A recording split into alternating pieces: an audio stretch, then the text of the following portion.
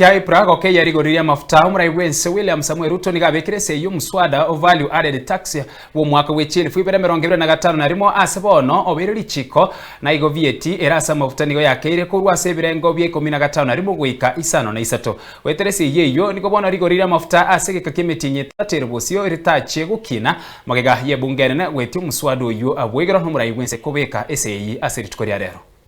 Response to the global supply chain disruption arising from the ongoing conflict in the Middle East. No nation has been spared.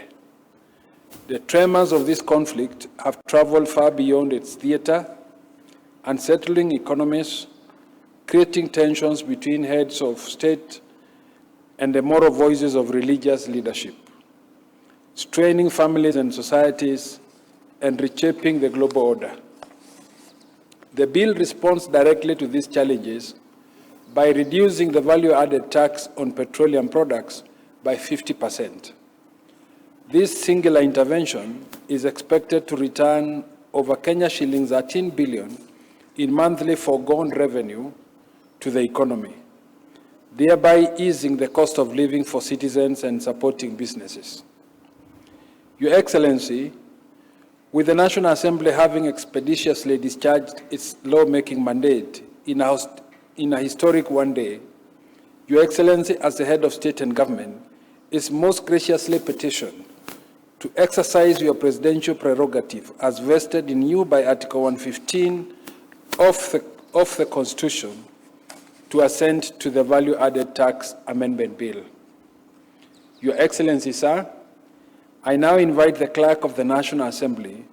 to convey the vellum copies of the bill for Your Excellency's presidential assent. Excellency, I have the instructions of the Speaker of the National Assembly to place before you these vellum copies, 6 of them, of a short bill, only 2 clauses, but very impactful, called the Value Added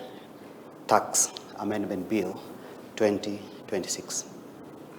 This bill, Your Excellency, was introduced in the House by the Deputy Leader of the Majority Party, the distinguished member for Kilifi North, on behalf of the Majority Party. Your Excellency, this bill follows a dispatch that came from the National Treasury, dated 10th of April, which advised that His Excellency the President request the National Assembly to amend Cap 476 of the VAT Act so as to cushion Kenyans from the possible effect of the rising in petroleum products, Your Excellency, rising costs of petroleum and petroleum products, Your Excellency.